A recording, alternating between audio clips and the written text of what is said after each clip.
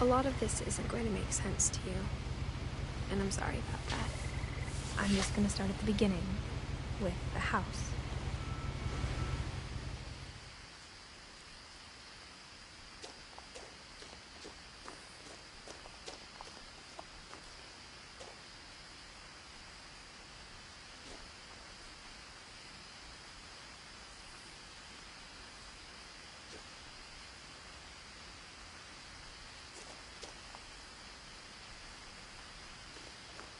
I lived here until I was 11, but I wasn't allowed inside half the rooms.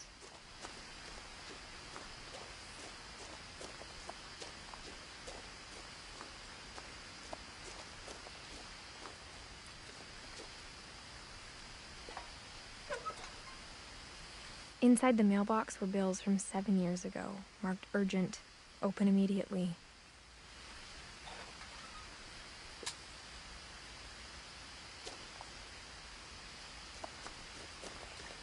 I hadn't been back since my brother Lewis's funeral.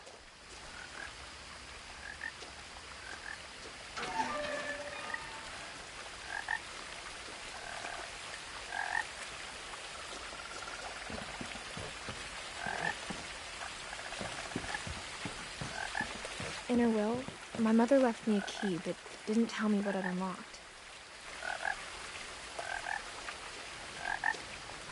Maybe she thought I'd know. Or she thought that the mystery would be enough to bring me back.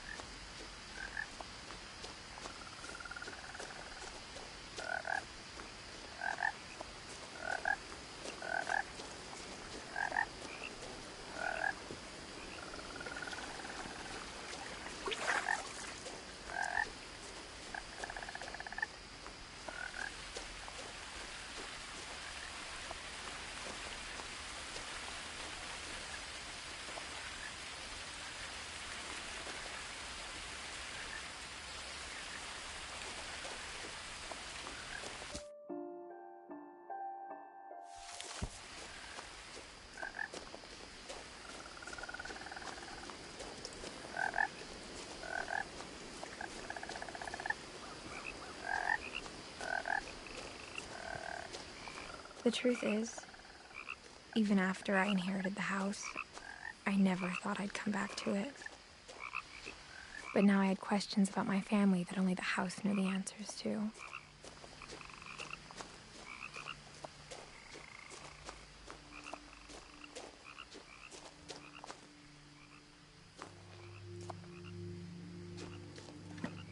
The woods around the house have always been uncomfortably silent. As if they're about to say something, but never do.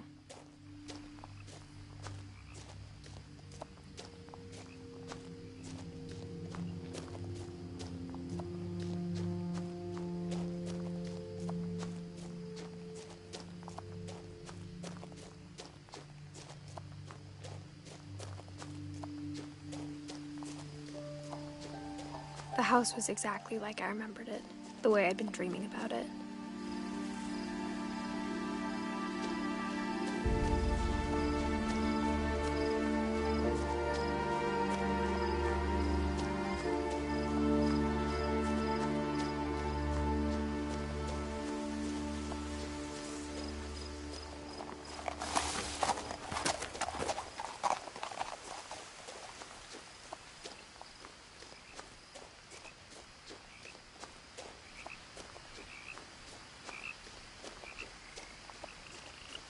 No one had driven this way in a long time, but I saw a few hoof prints.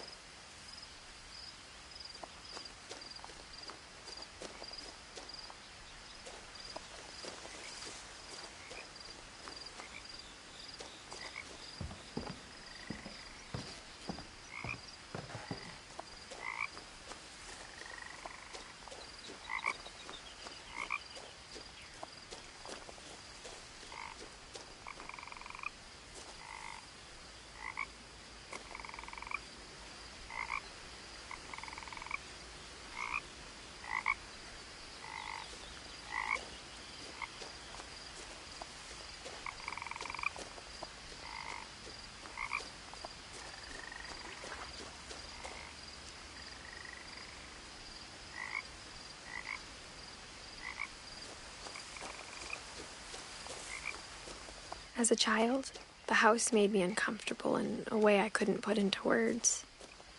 Now, as a 17-year-old, I knew exactly what those words were. I was afraid of the house.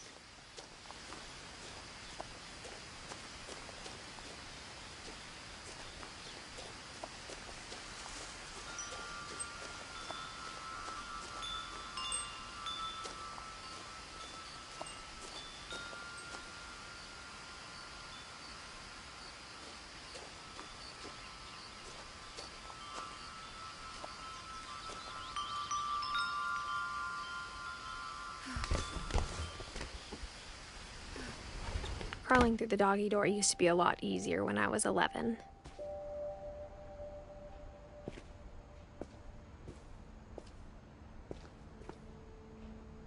The power had been turned off the night we left.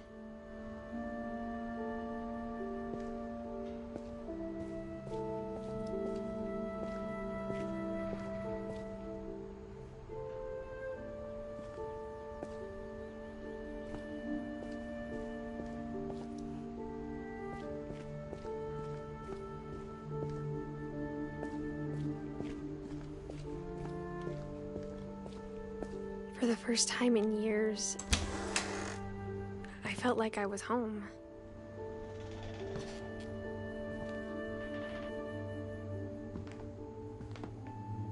But instead of a family, there were just memories of one.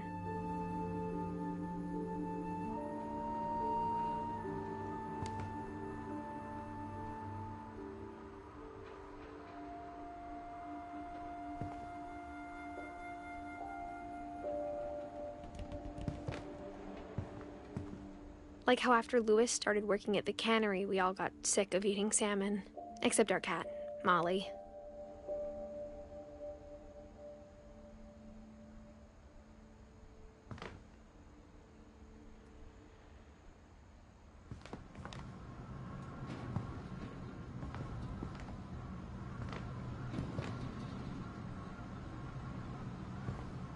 Nothing in the house looked abnormal. There was just too much of it. Like a smile with too many teeth.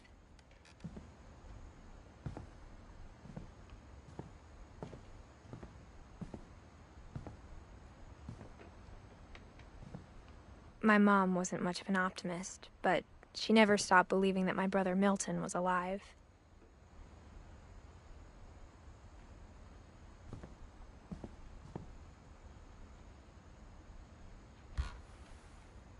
Edie told me once that every Finch who ever lived is buried somewhere in the library.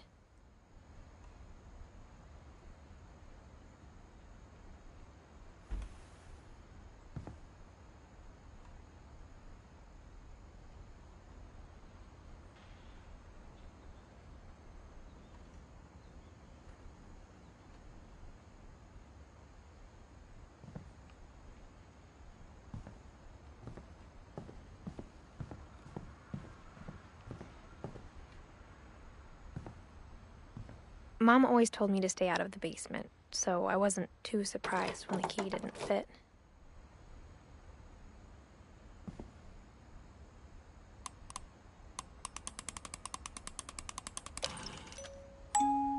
Great-Grandpa Sven built a music box for Barbara, along with the rest of the house.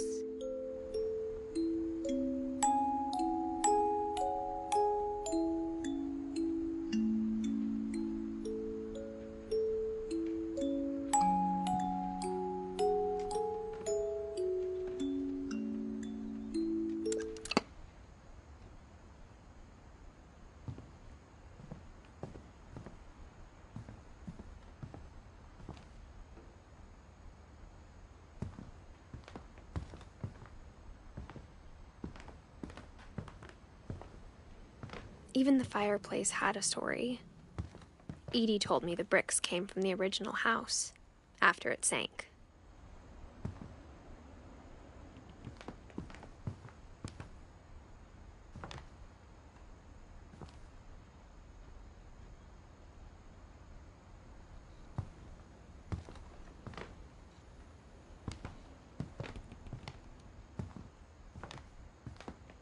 The table was still a wreck from the night we left.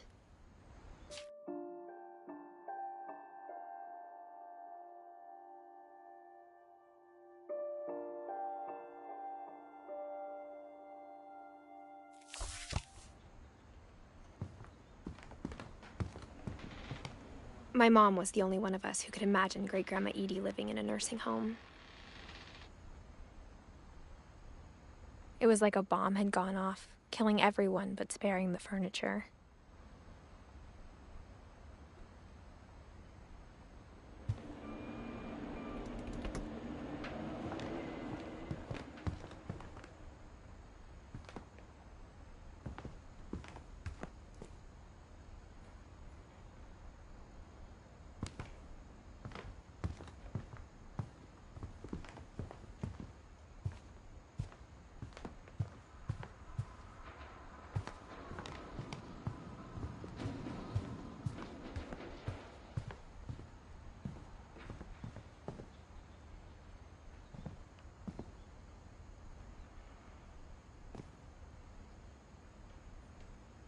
After Milton disappeared, Mom sealed up all the bedrooms. Then Edie retaliated and drilled peepholes.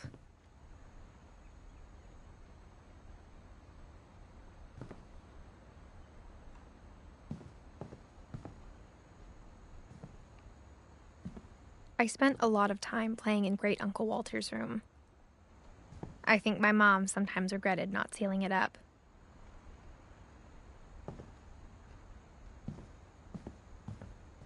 Lewis told me there were secret passages, but I never believed him.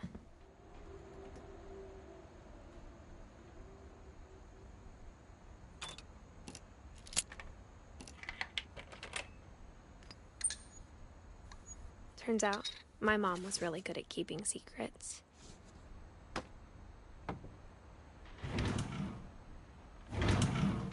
Now it was time to find out what my mom had been afraid of.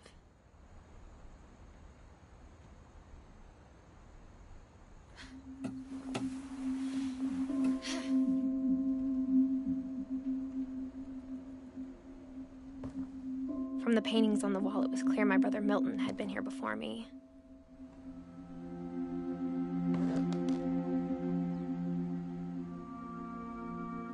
Reading this, maybe it sounds like I had a plan. But I had no idea what was behind that door.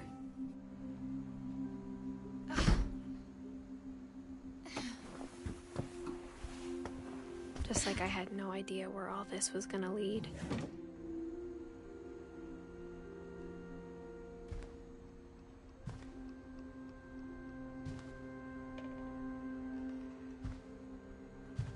I grew up looking at Molly's room through the peephole.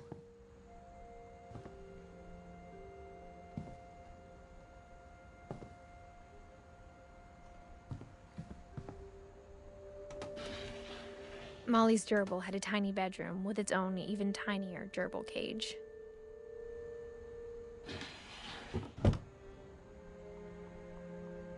Being inside for the first time, I felt like I'd stepped behind a painting.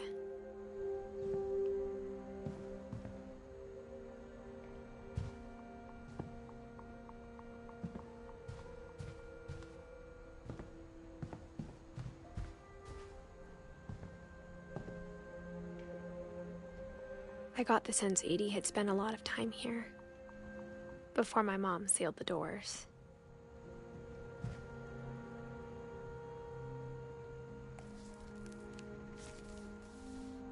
December 13th, 1947.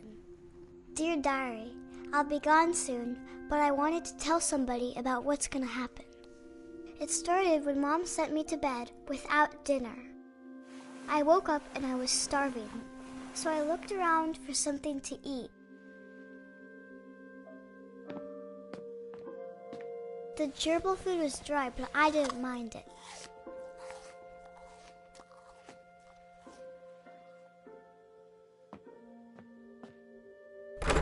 Mom, can I come out now? Sweetheart, it's late. Go to sleep.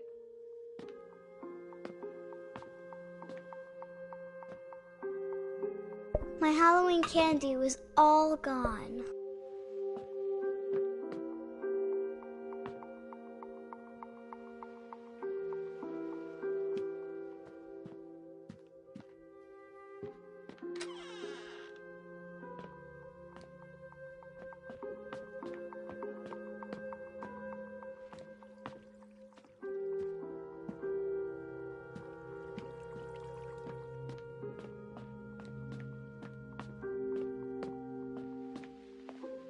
I kept eating and eating.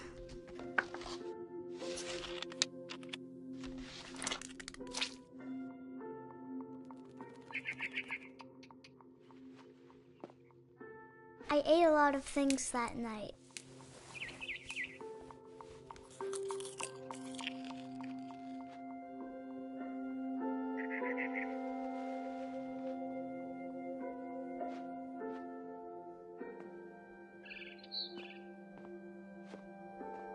Then I heard chirping outside my window. It was a barn swallow going back to her nest. I reached out for her.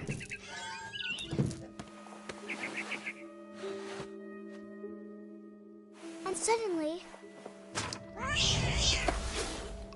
I was a cat.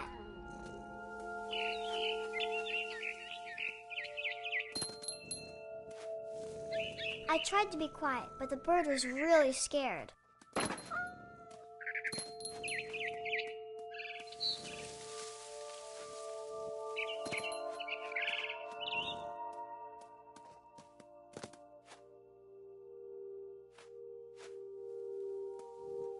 Mom and Dad didn't even look at me.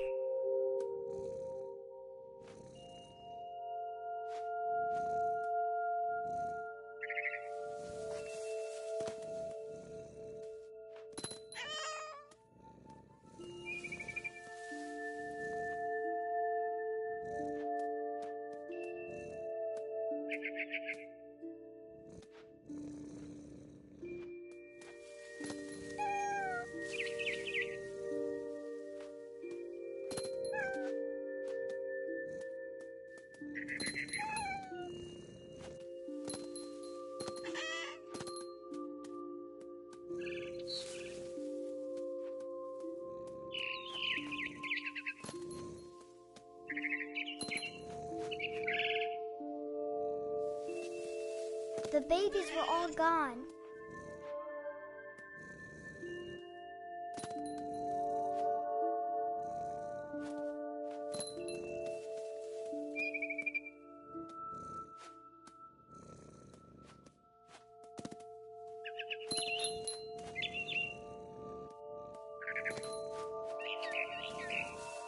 I jumped and I almost got her.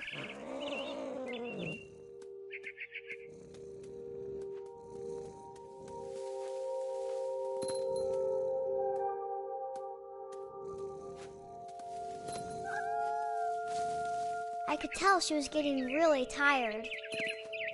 Now I was up in the big tree. I promised Dad I wouldn't climb it anymore. All I cared about was eating that mama bird.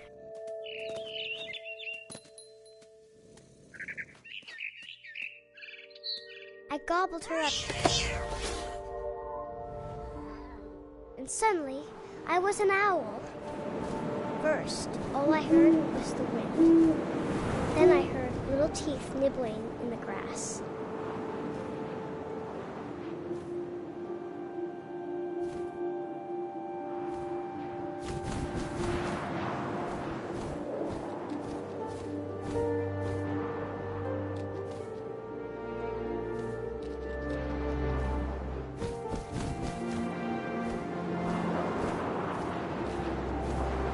Rabbits.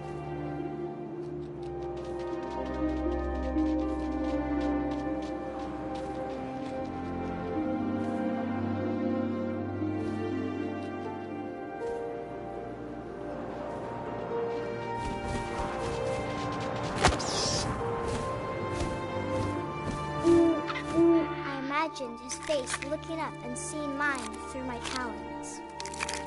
I swallowed him up, and I didn't chew one bit. Then I flew off to find something bigger.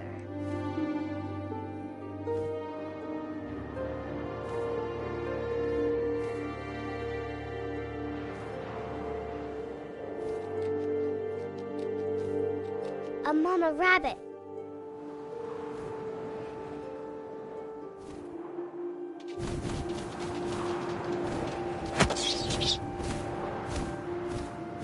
She was almost too big to carry.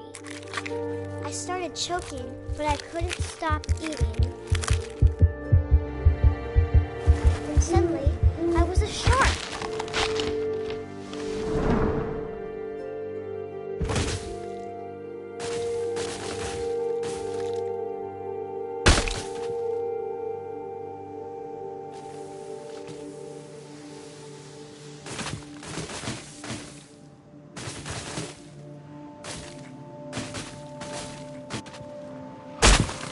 I rolled off a cliff and into the ocean. Now, I was hungrier than ever.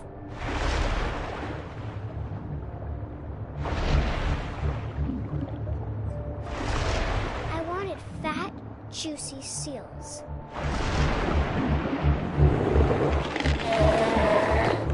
I tore off her flipper, and it tasted really good.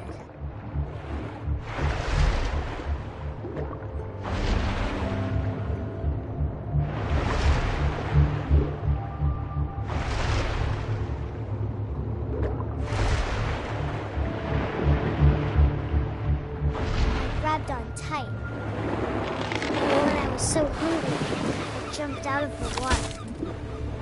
When I opened my eyes, everything had changed.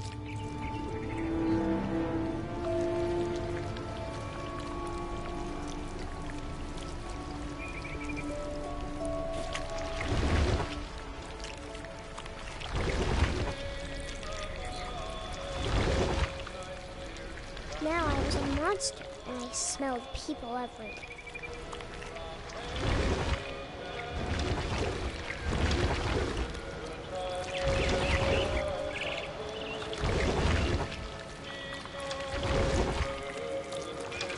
I was big, but I moved real quiet.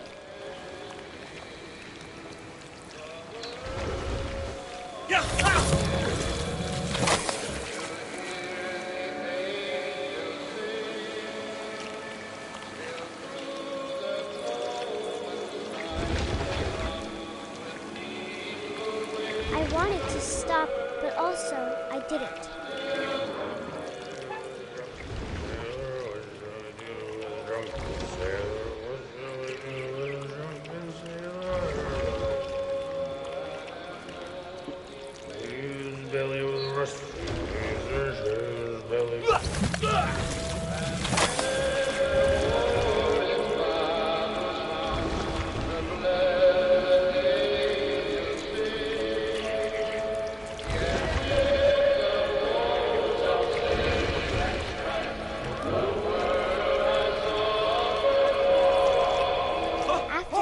Passenger, I was still hungry.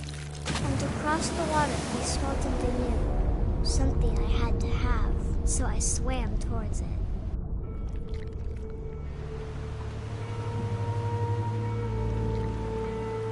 I slithered onto the sand, and the good smell went into an old pipe.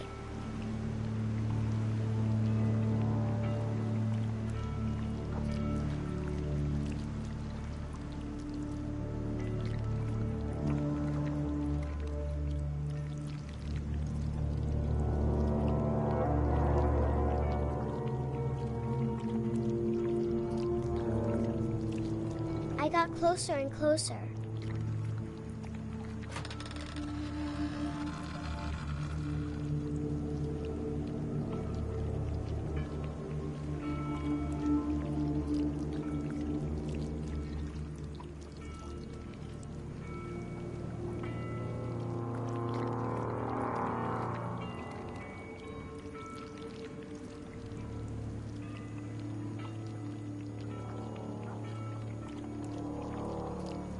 All my stomach started growling.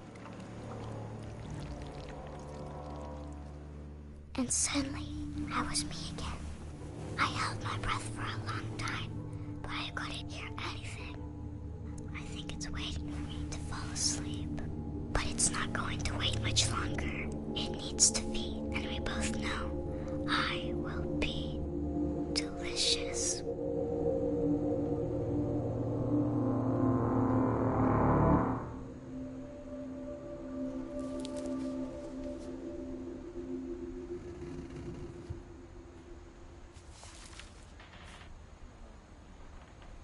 not sure if I believed all of that, but I'm sure Edie would have.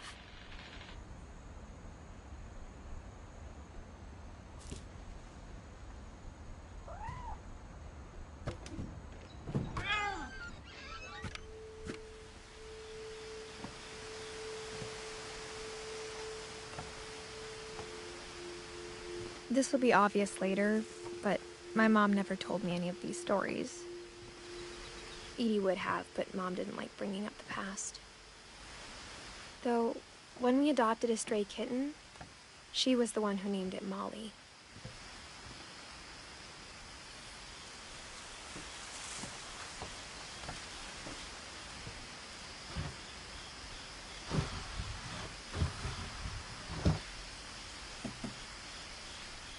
I spent a lot of time in Great-Grandma Edie's room.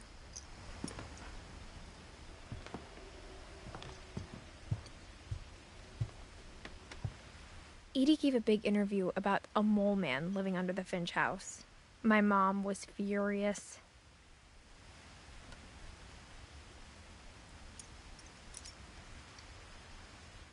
I hadn't thought of myself as Edith Jr. for a long, long time.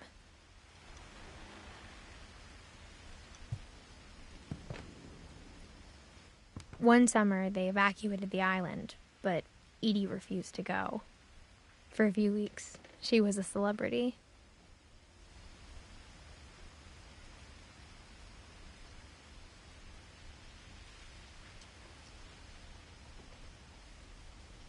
When Edie told people Sven was killed by a dragon, she could also have said he was building a dragon-shaped slide that collapsed. She could have, but she didn't.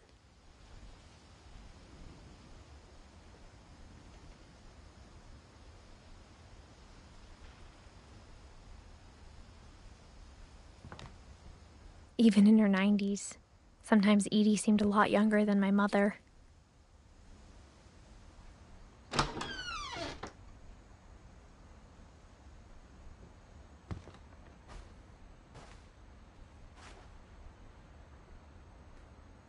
The only trace Grandpa Sam's first wife, Kay, left on the house was the pink bathroom.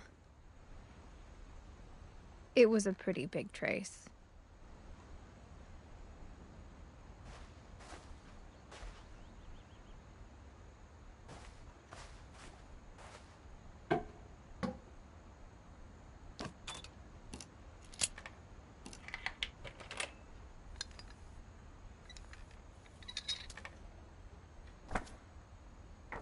There's a secret in this bathroom. It's in the last place you would look. It isn't in the cupboard. It's hidden in this book.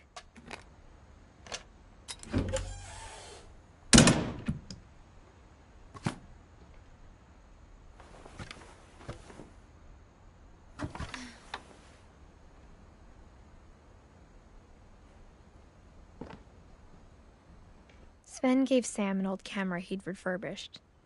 He never put it down.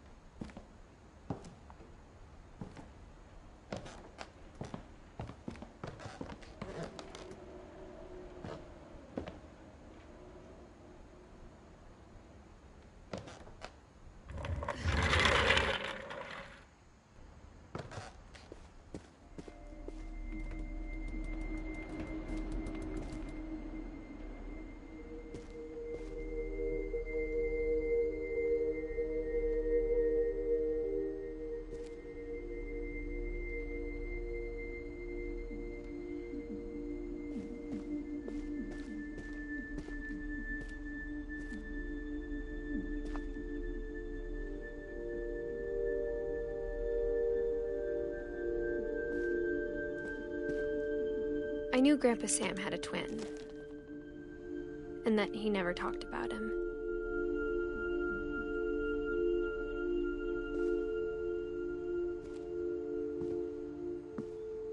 I guess my grandpa didn't like history any more than my mom did.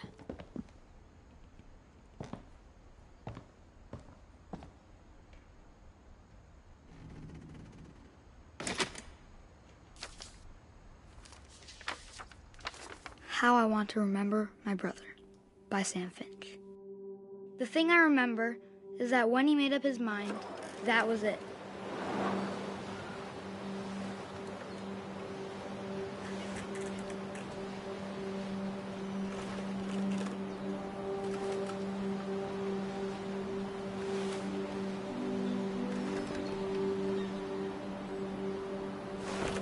My brother said he'd die before he ate another mushroom, and he did.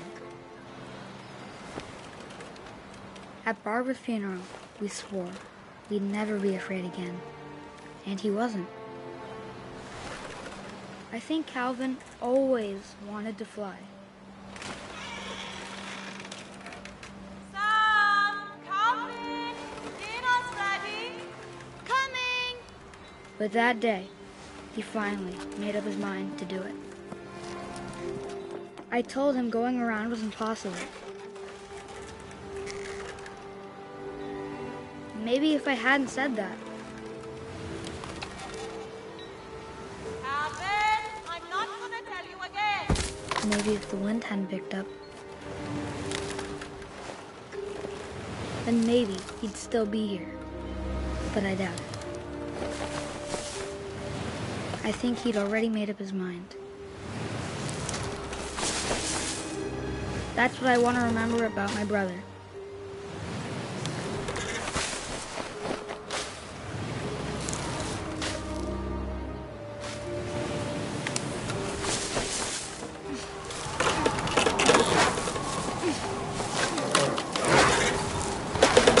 The day he made up his mind to fly. And he did.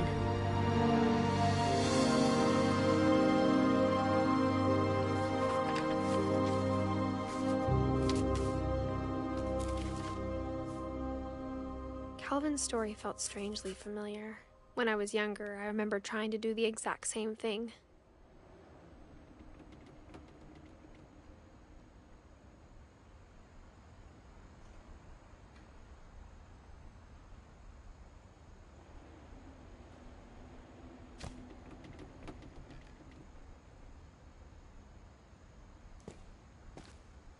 After the funeral, Edie roped off Calvin's half of the room.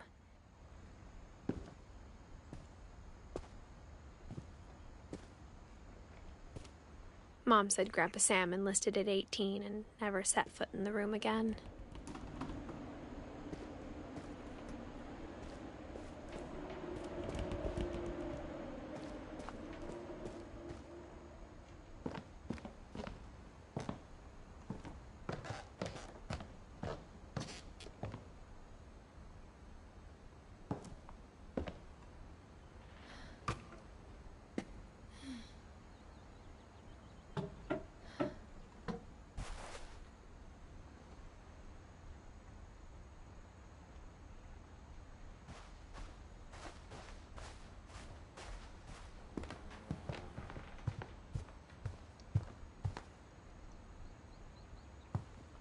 Louis died a week before we left, but Edie had already started to memorialize him.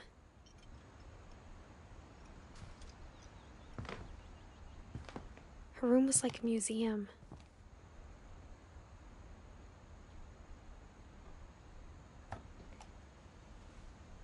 For 500 years, the Finches have been famous throughout Norway for their fortune and misfortune.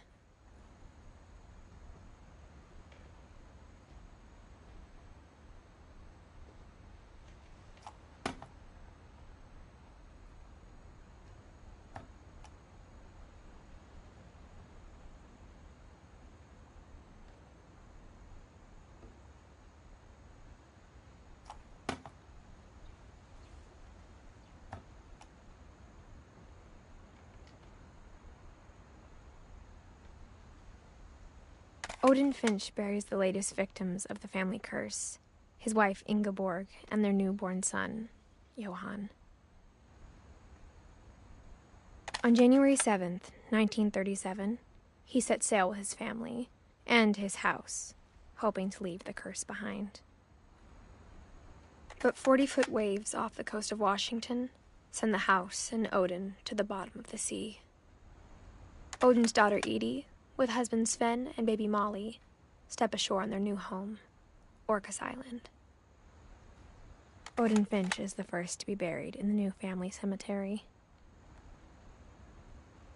His daughter Edie is already dreaming of a new Finch house.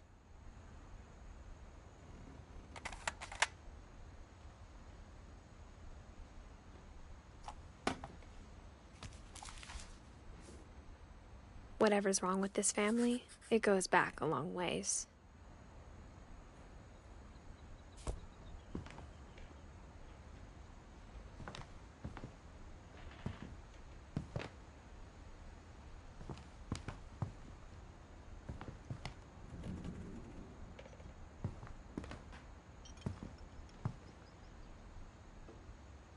Edie knit me a new pair of gloves every year, just in time to replace the old ones.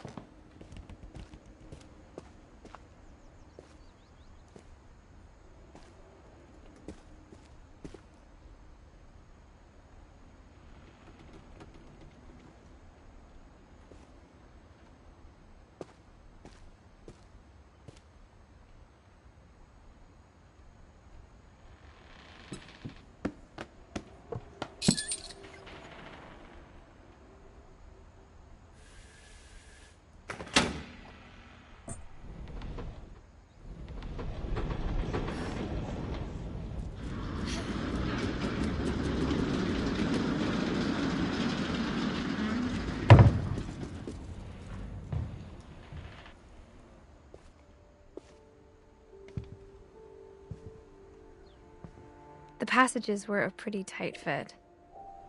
They'd obviously been built for smaller hands and bellies.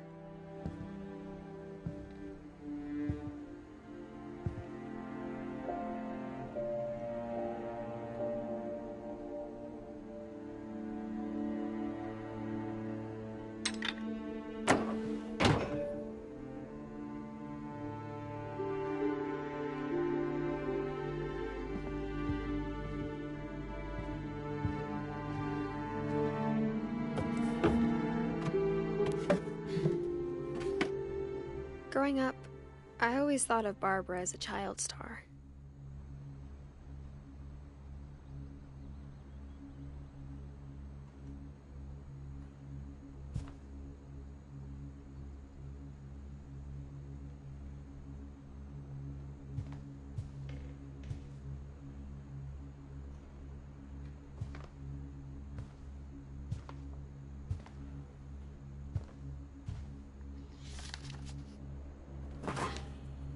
Of all the stories people wrote about Barbara's death, I'm surprised Edie saved this one.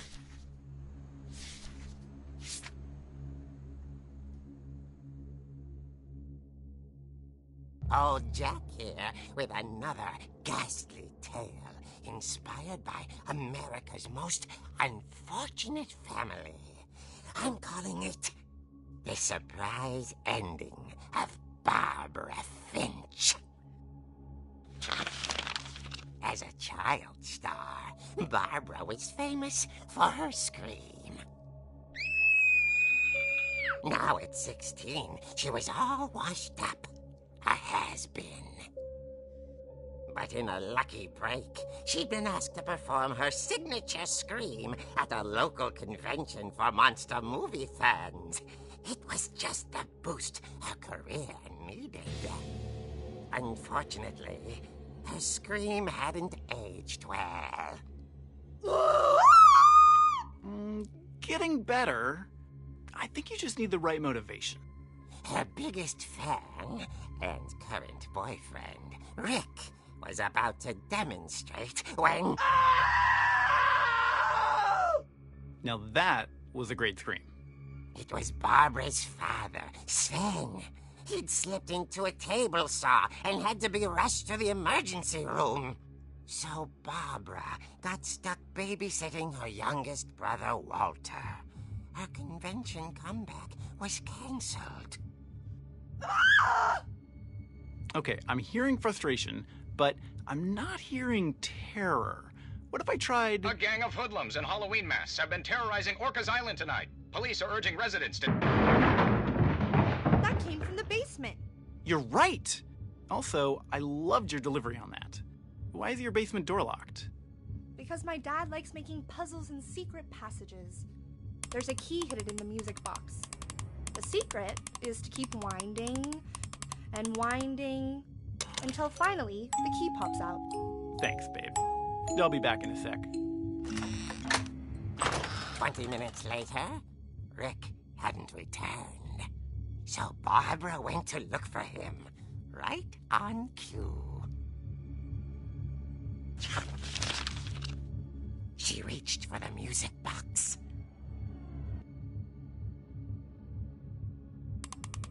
And as she wound the key, she listened for Rick, but the house was silent.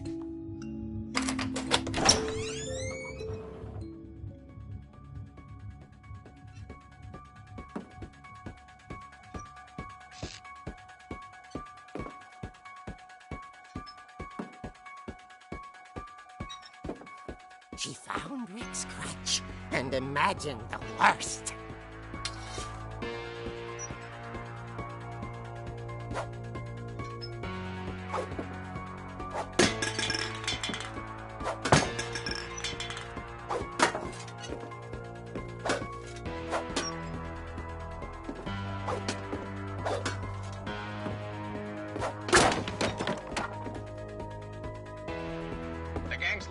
Infamous Hookman killer, Dr. Carl Hamill, who impaled and then ate his family 10 years ago tonight.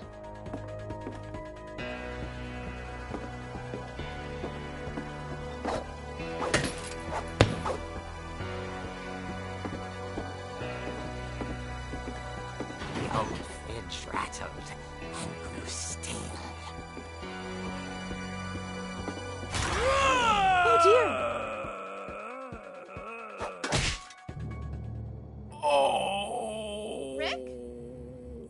Barb, relax. I was just trying to scare you to help you find your scream. Well, I'm not scared, Rick.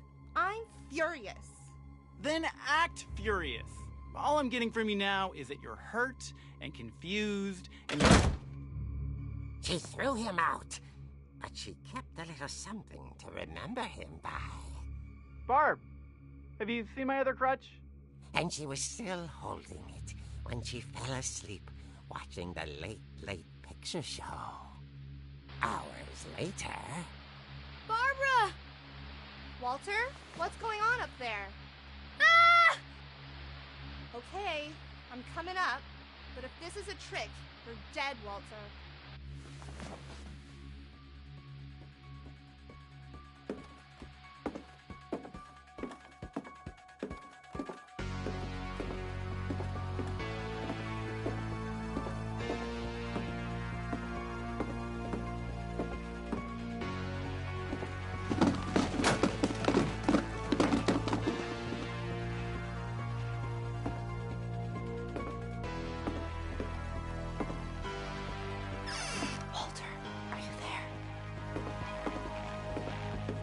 Walter had vanished, but his bedside radio was still on.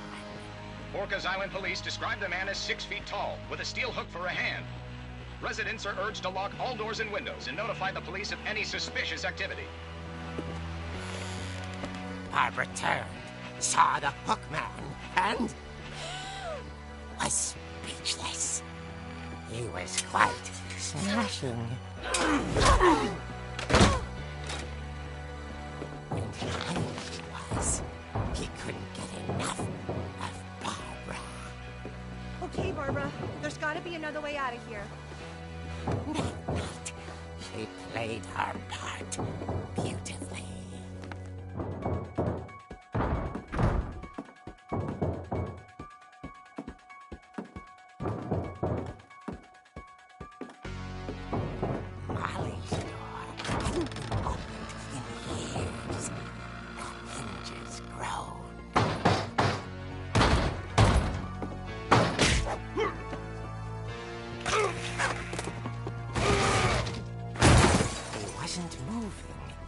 but she sensed the story might not be over yet.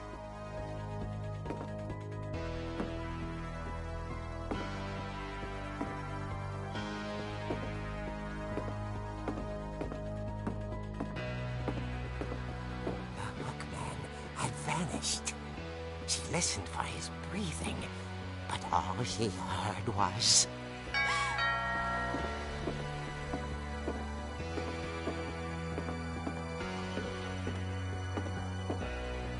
At the door, she heard whispering. It was coming from inside the house.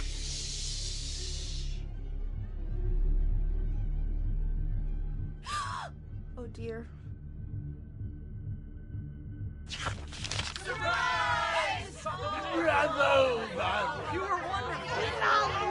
The monsters had come to surprise her. For Barbara, it was a dream come true. Then she saw what kind of monsters they were, and she realized what was about to happen. She was going to be famous. And with her final breath, Barbara Finch gave the performance of her life.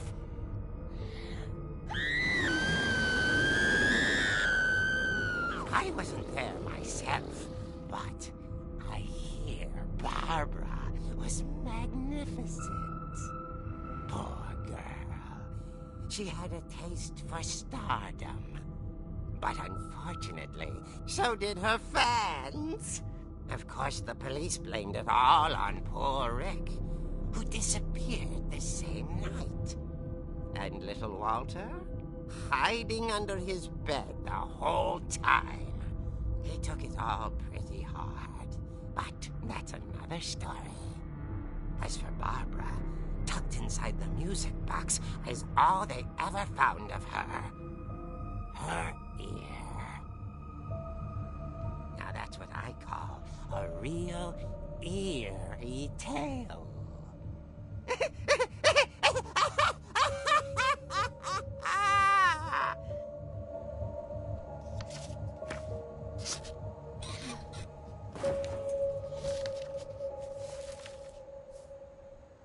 Edie told me all Barbara wanted was to be remembered, as absurd as that comic was. Maybe what Edie saw was a happy ending.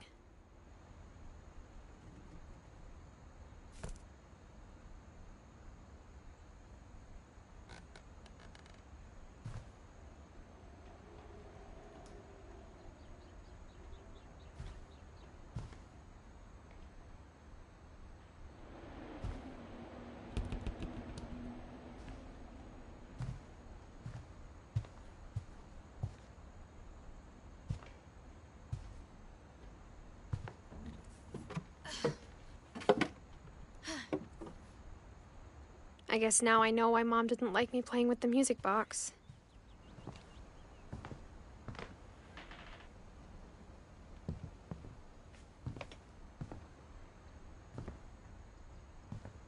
Whenever people ask me about my family, the first thing they always want to know about is Barbara.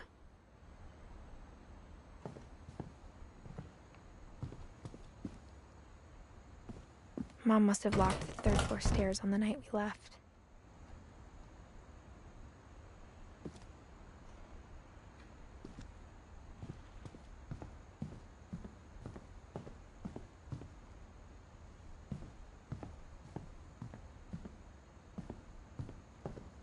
It's funny.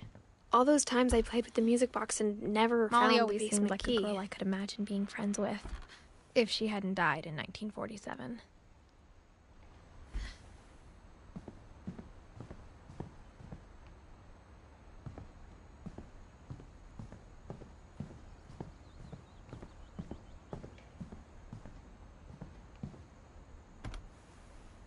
My Grandpa Sam spent 7 years sharing a room with his dead brother, Calvin.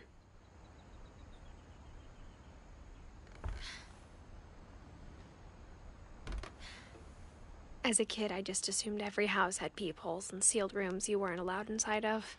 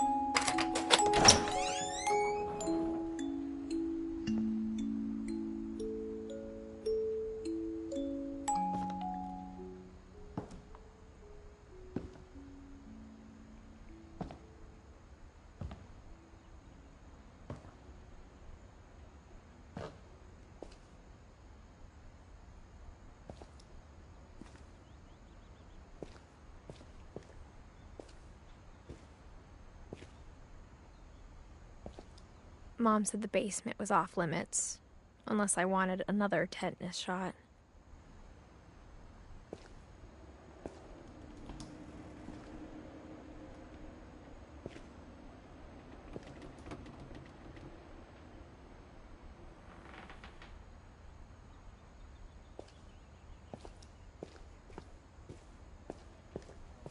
I saw Edie sneak down to the basement once, carrying packages.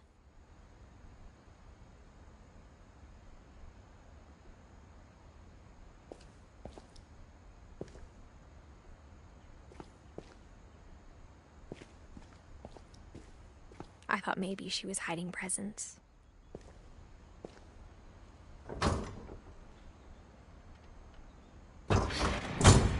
It turned out she was hiding a lot more than that.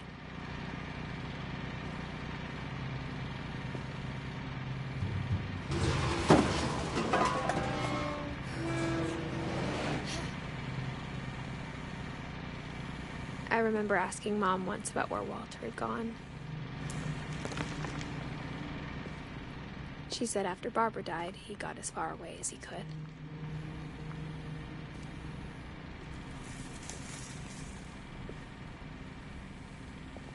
If there's a pattern in all these stories,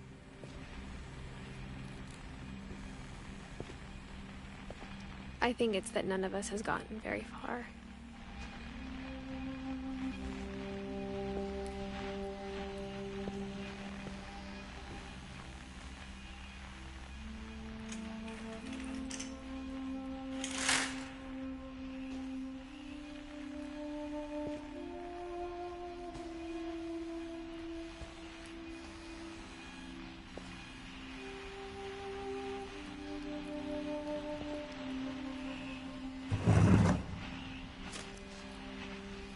Goodbye, everyone. I can't believe I've been down here for 30 years. On that first day, after the shaking started, I didn't think I'd survive a week.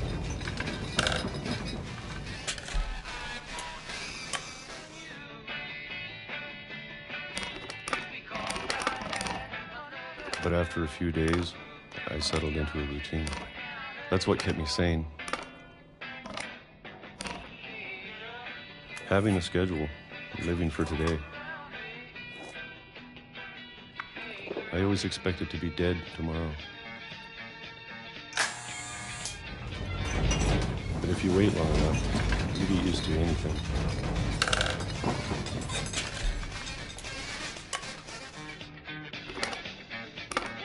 Even a monster on the other side of the door starts to feel normal. Almost friendly.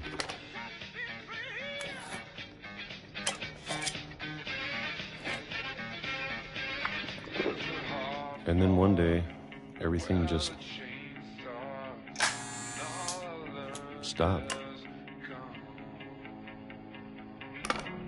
Whatever that thing was, it was gone. Maybe it got tired of waiting. Or maybe I just got tired of being afraid.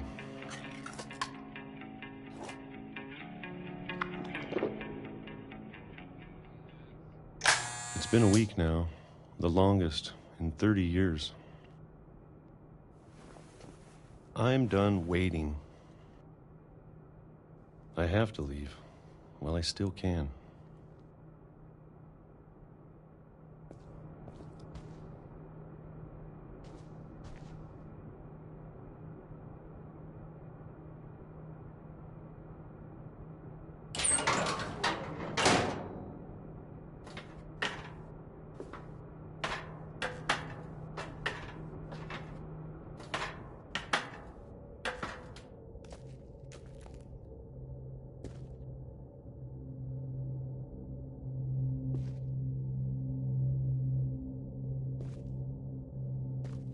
I know it's out there, somewhere.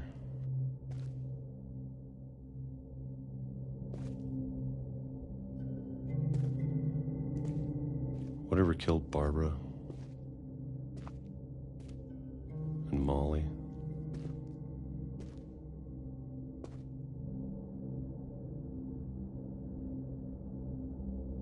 and Calvin.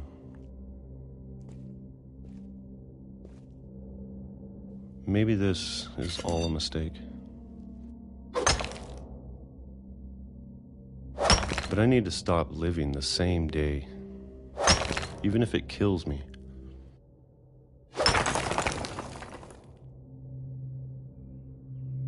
Whatever's out there, I want you to know I'm ready for it. I'm going to appreciate all of it, especially the food.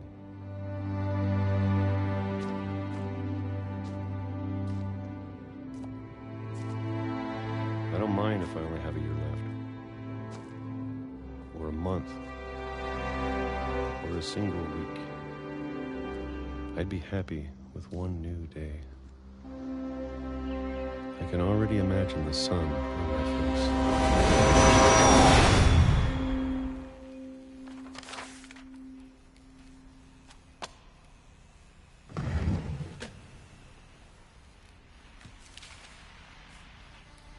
Walter died when I was 6. I can't believe my mom never told me he was down here.